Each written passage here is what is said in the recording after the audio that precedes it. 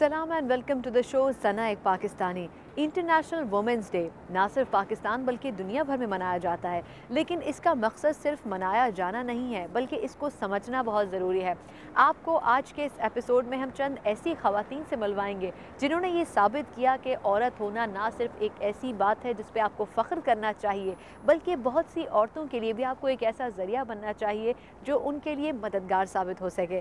सबसे पहले आपको एक ऐसी माजूर पाकिस्तानी बाहिम्मत लड़की से मिलवाते हैं जिसने अपनी माजूरी को कभी भी मजबूरी नहीं बनने दिया। कहते हैं कि अगर इंसान के ऊपर एक के बाद एक मुश्किल पड़े तो फिर एक वक्त ऐसा आता है जब उसे मुश्किल मुश्किल नहीं बल्कि बहुत आसान लगती है, और सिर्फ ज़रूरत इस बात की होती है कि वो पहला कदम बढ़ाए जिसके बाद वो उन मुश्किल हालात से निकल कर एक आसान ज़िंदगी की तरफ जा सके।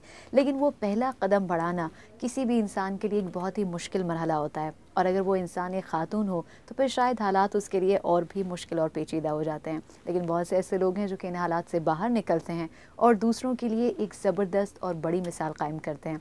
ऐसी एक शख्सियत, ऐसी ही खातून ज़ुनैरा खालिद हमारे साथ मौजूद हैं, जिन्होंने कभी भी माजूरी को एक बहुत बड़ा मसला नहीं समझा बल्कि उसे एक ऐसी मिसाल बनाया जो कि तमाम, शायद दुनिया के तमाम माजूर अफराद के लिए एक बहुत बड़ी एग्जाम्पल है। ज़ुनैरा, पहले तो बहुत बहुत शुक्रिया हमें वक्त देने के लिए।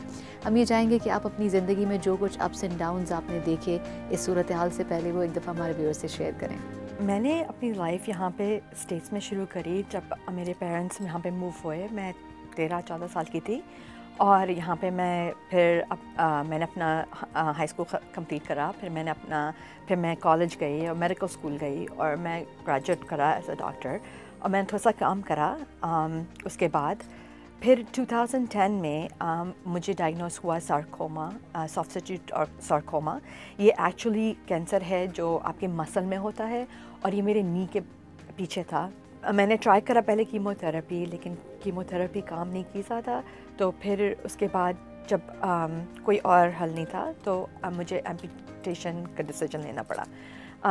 मेरी जो उन्होंने एम्पुटेट करा वो मेरी लेफ़्ट नी के ऊपर से है।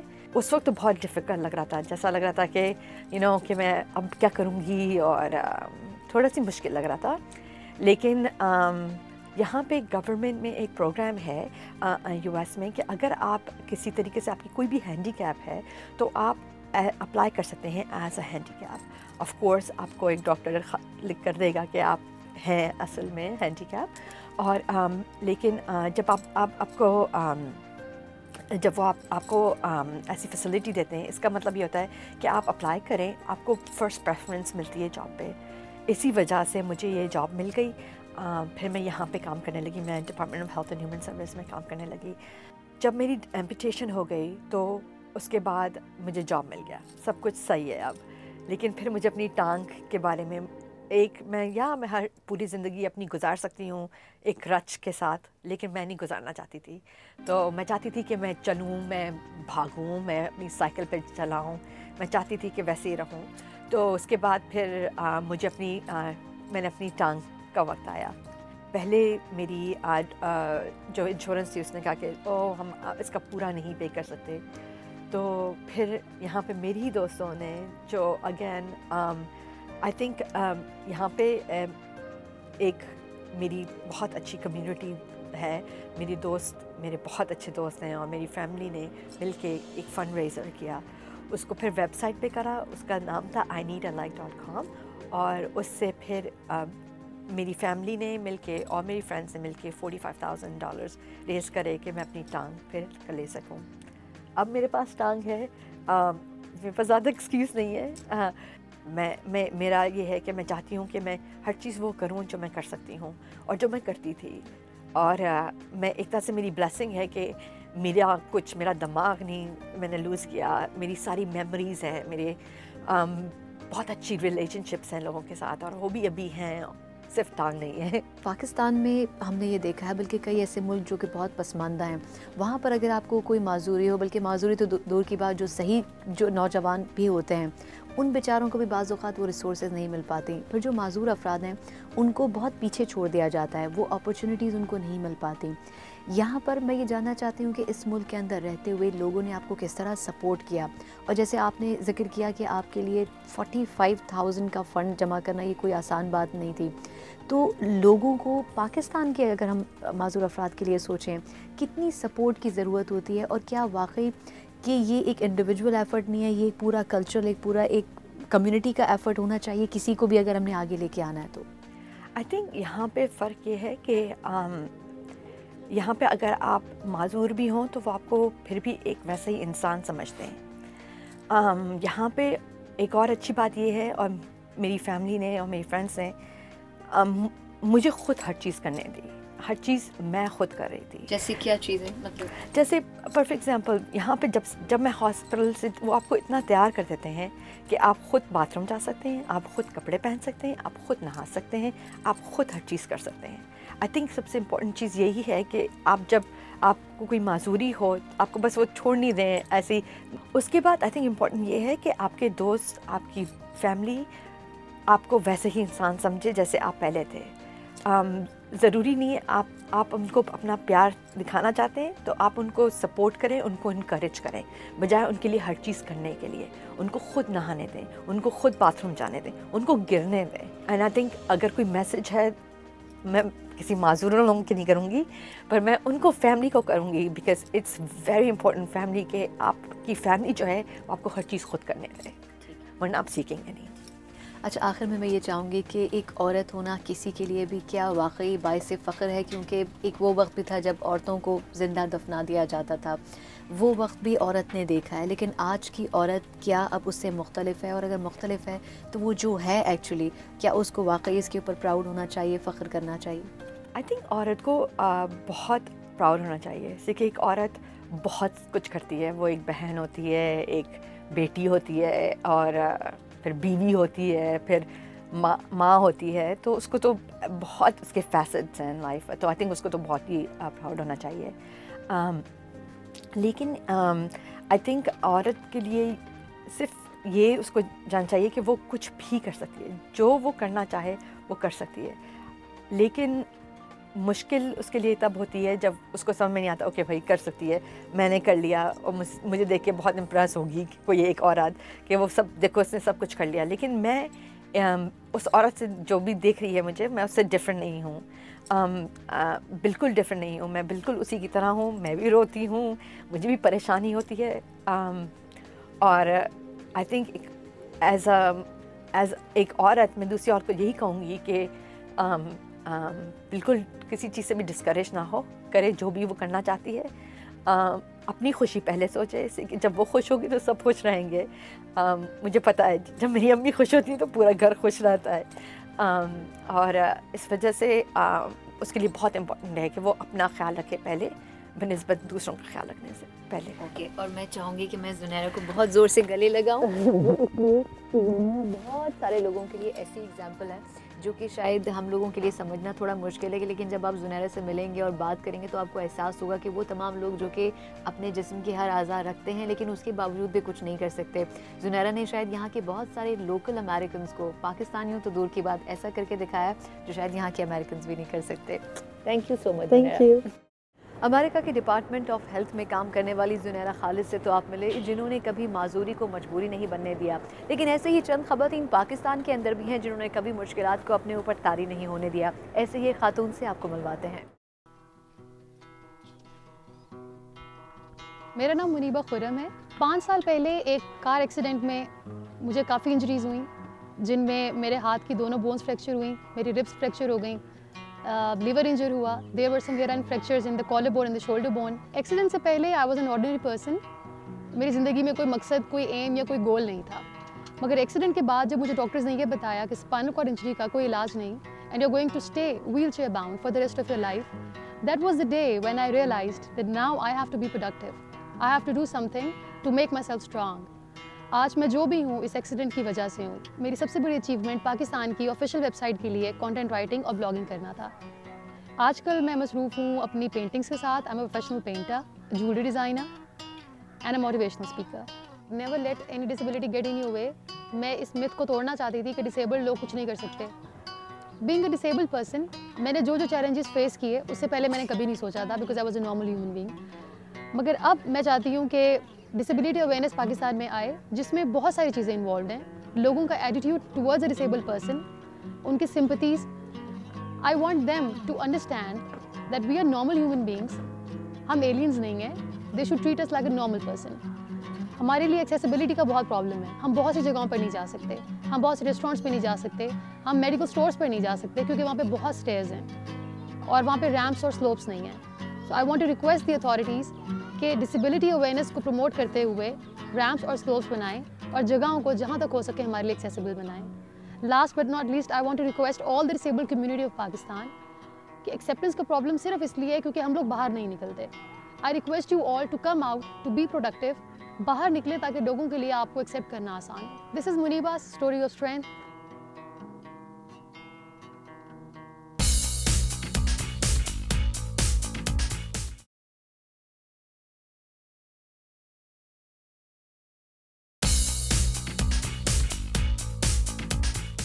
पाकिस्तान से बहुत से पसमानदा इलाकों से आने वाली ख़वातीन की ज़िंदगी उस वक्त तब्दील हो जाती है जब वो अमेरिका में कदम रखती हैं और यहाँ से बहुत कुछ हासिल करने के बाद अपने मुल्क वापस जाती हैं और बहुत से दूसरे लोगों का भला करती हैं। आज से हम एक ऐसी सीरीज़ शुरू कर रहे हैं जिसका नाम है उस पार, और उस पार से आपको ये दिखाएंगे कि वो पाकिस्तानी लोग जो कि अपने मुल्क के लिए करना चाहते हैं वो उस पार जाकर क्या कुछ करते हैं। अमेरिका की जो एक चीज़ मैं मिस करती हूँ वो वहाँ का वर्क एनवायरनमेंट है। जो यहाँ थोड़ा बहुत फील होता है कि हम ज़्यादा रिलाई करते हैं सपोर्ट स्टाफ पे, वो चीज़ मैंने वहाँ कम देखी। जो बंदा जिस भी लेवल पे काम करता है वो फुल्ली रिस्पॉन्सिबिलिटी लेके काम करता है। एक जॉइंट एफर्ट होती है, उसमें हर बंदा अपना रोल प्ले करता है।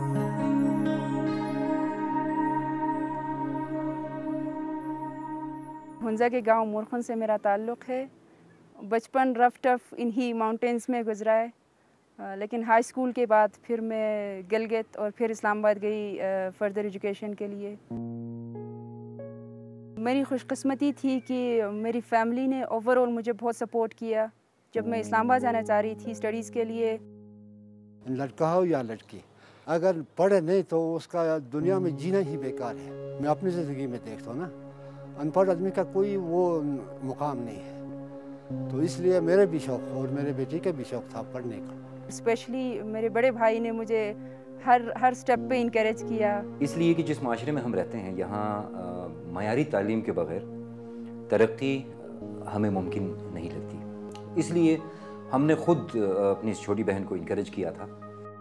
2009 के एंड पे मुझे यूएस डिपार्टमेंट ऑफ स्टेट की स्पॉन्सर्ड एक programme, community colleges initiative programme का पता चला। उसमें मैंने अप्लाई किया और उस प्रोसेस में आई थिंक 7 to 8 मंथ्स लगे और फाइनली मुझे एक्सेप्टेंस मिली। 22 जून 2010 को मैं सियाटल वाशिंगटन पहुंची। एडमंड्स कम्युनिटी कॉलेज मेरा सिलेक्टेड कॉलेज था, वहाँ मैं पहुंची, ज्वाइनिंग दी। बीइंग पाकिस्तानी मुझे थोड़ा सा फील हुआ वहाँ पे कि किसी से भी मैं अपना इंट्रोडक्शन कराऊँ तो when I say like I'm from Pakistan, so people say, oh wow, great, so how do you feel here? So that was strange to me for the first 2 weeks. लेकिन जब मैंने पढ़ना शुरू किया, क्लासेस में interaction हुई professors के साथ, स्टूडेंट्स के साथ, और स्टूडेंट्स बहुत डिफरेंट कंट्रीज से हैं। बहुत अच्छा लगा और बहुत एक फ्रेंडली इन्वायरमेंट बनी। मुझे नहीं फील हुआ कि मैं एक स्ट्रेंज इन्वायरमेंट में हूँ या एक नई इन्वायरमेंट में हूँ। लिटरली मुझे ये भी पता चला कि I was the only Pakistani and the first Pakistani in my college, so that was good again. Academics वहाँ की थोड़ी सी डिफरेंट लगी मुझे इस लिहाज से कि वहाँ जो स्टडी सिस्टम है स्टूडेंट्स पे इतना बर्डन नहीं होता, क्योंकि आप अपने स्टडीज़ को डेली बेसिस पे मेंटेन कर सकते हो। अटेंडेंसेस के लिहाज से, असाइनमेंट्स के लिहाज से, ओवरऑल क्लास में पार्टिसिपेशन के लिहाज से। प्रोग्राम का हिस्सा ये भी था कि इंटर्नशिप करनी है और I was lucky to get internship in American Red Cross which was one of my wishes in life, क्योंकि वो ह्यूमैनिटी पे काम करते हैं और overall my aim in life is to support humanity. वहाँ पे बहुत सी चीज़ें लर्न करने को मिली। मैंने कुछ इवेंट्स कंडक्ट किए उनके साथ और ऑन ग्राउंड उनकी जो अप्रोचेस है कम्युनिटीज़ में, डिफरेंट इंटरवेंशंस में, उनसे काफ़ी चीज़ें सीखी। Overall it was a good experience. एक अमेरिकन फैमिली के साथ मुझे टाइम गुजारने का मौका मिला और काफ़ी इंटरेस्टिंग रहा उनके साथ टाइम। कोशिश मेरी पूरी थी कि अमेरिकन कल्चर के बारे में मैं सीखूं और जो हमारे साथ इंटरनेशनल स्टूडेंट्स थे, 10 डिफरेंट कंट्रीज़ के लोग थे हम एक प्रोग्राम में, बहुत कुछ सीखा उनके कल्चर के बारे में और अपने कल्चर को प्रोजेक्ट करने का मौका मिला।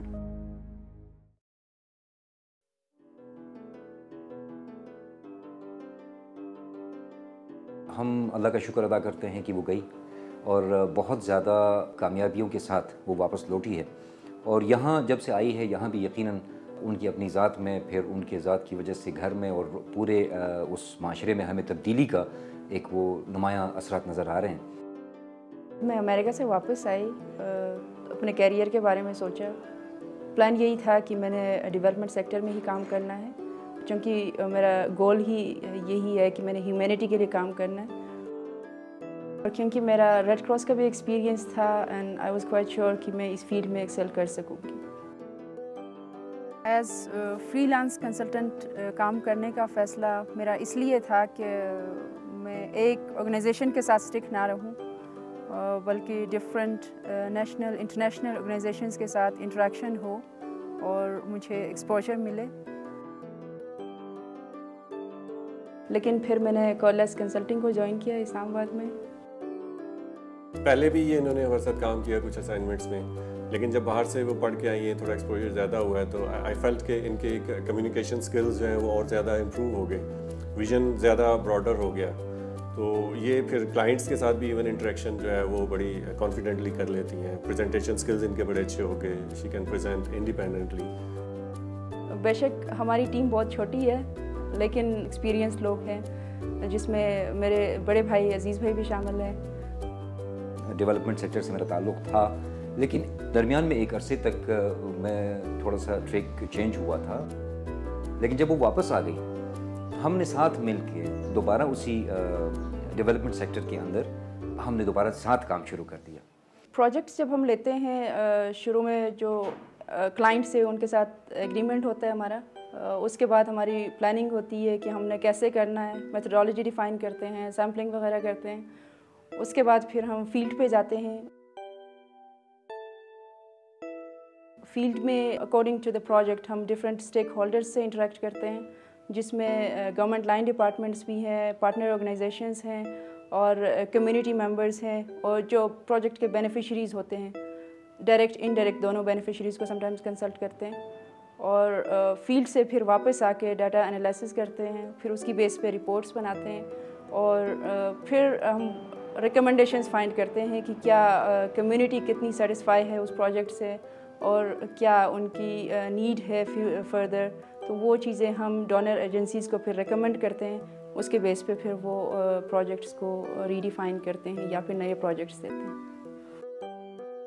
अपने फील्ड की जो बात मुझे बहुत अच्छी लगती है वो ये है कि जो वन ऑन वन इंटरेक्शन होती है कम्युनिटीज़ के साथ, उसमें ना सिर्फ मैं अपना काम कर रही होती हूँ, बल्कि बहुत सी चीज़ें ऐसे देखने और सुनने को मिलती हैं जो हमें पता नहीं होती है।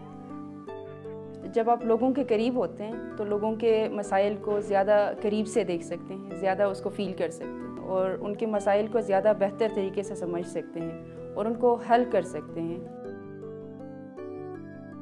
डायरेक्ट हम उनको कोई इंसेंटिव नहीं दे सकते या कोई हम उनको सर्विस ऑन द स्पॉट नहीं दे सकते, लेकिन हमारी कोशिश होती है कि उनकी रिकमेंडेशंस जो है हम रेलेवेंट ऑर्गेनाइजेशंस तक पहुंचाएं, उनके जो इश्यूज़ है एज इट इज़ वो कन्वे हो और उनके लिए हम कोशिश करते हैं कि लिंकेजेस डेवलप करें।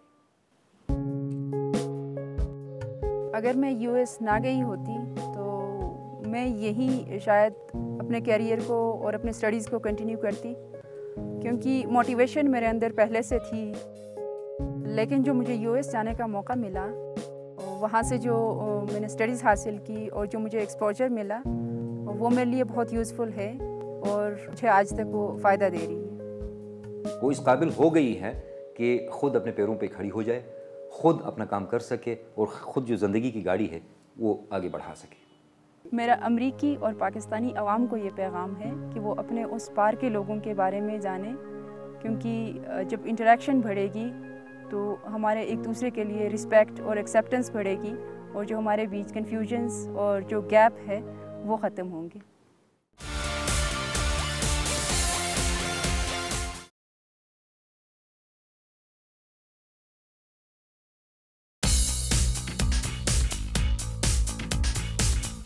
औरत को अमूमन हमारे माशरे में इंतहाई मज़लूम समझा जाता है, लेकिन जैसे जैसे हालात तब्दील हुए हैं और ज़िंदगी ने आगे मुख्तलिफ धारों का रुख मोड़ा है, औरत ने ना सिर्फ अपने आप को मजबूत किया है बल्कि बहुत सी ऐसी ख़वातीन हैं जो कि मज़लूम औरतों की मदद करने के लिए भी आगे बढ़ी हैं। ऐसी ही एक खातून हमारे साथ मौजूद हैं जो कि रहती तो अमेरिका में है, लेकिन वो पाकिस्तानी ख़वातीन और यहाँ पर रहने वाली ख़वातीन के लिए बहुत कुछ करती आई हैं। हमारे साथ ताहिरा मुसरत हुसैन साहिबा मौजूद हैं जो कि ह्यूमन राइट एक्टिविस्ट भी हैं और इसके अलावा पाकिस्तान से लॉयर भी हैं। इनसे बात करते हैं। पहले तो बहुत बहुत शुक्रिया ताहिरा साहब आपका, और सबसे पहले ये बताएं कि इतना लंबा सफ़र आपने आखिर तय कैसे किया? बहुत बहुत शुक्रिया सनम बुलाने का और बात करने का। मैं 19 ईयर्स अगो, मतलब 19 साल हो गए मुझे अमेरिका में। I was representing women law organisation in United Nations और अभी भी वुमेन ऑर्गेनाइजेशन को रिप्रेजेंट करती हूँ।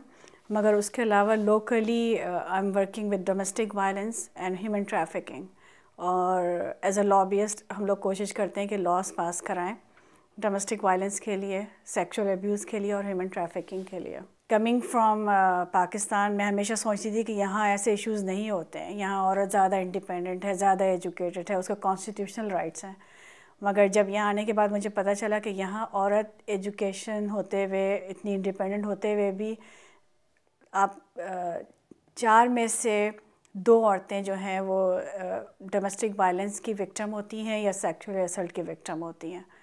और ह्यूमन ट्रैफिकिंग हमेशा ये रहा है कि साउथ एशियन कंट्रीज़ में होती हैं, जैसे नेपाल, पाकिस्तान, बांग्लादेश, इंडिया। मगर right here in America where I am sitting, यहाँ पे ह्यूमन ट्रैफिकिंग के इश्यूज़ हैं और विक्टिम की जो एज है यंगेस्ट 13 ईयर ओल्ड। अच्छा, आखिर में मैं ये ज़रूर चाहूँगी आपसे कि पाकिस्तान में शायद ख़वातीन का हाल अमेरिका से भी बुरा है, तो अगर पाकिस्तान के अंदर किसी औरत को सरवाइव करना है और अपने पैरों पे खड़ा होना है, क्या उसको कितनी मुश्किल हालात से गुजर के भी किस तरह अपने आप को मजबूत रखना चाहिए? क्योंकि आप यहाँ की औरतों के लिए भी बहुत कुछ कर रही हैं और पाकिस्तान की औरतों के लिए भी आपने बहुत कुछ किया और करना चाहती हैं।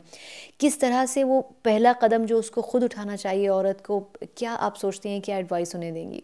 औरतों को अपने पैर पे खड़े होने के लिए सबसे बेसिक और सबसे most important thing is education. और ये लड़की जब पैदा होती है तो लड़की ख़ुद तो नहीं स्कूल जा सकती, ये आई थिंक हम लोगों को एजुकेट करना चाहिए अपने माशरे में, पेरेंट्स को, फादर्स को। They can play very important role. Tahira साहब बहुत बहुत शुक्रिया। मुझे लगता है कि आज इस वुमेंस डे के एपिसोड में आपसे बात करने के बाद बहुत सारी ऐसी ख़वातीन होंगी जिन्होंने जब आपको सुना होगा तो वो भी अब कुछ ना कुछ हौसला उनका बड़ा होगा और वो चाहेंगे कि वो अपनी ज़िंदगियों में कुछ करें।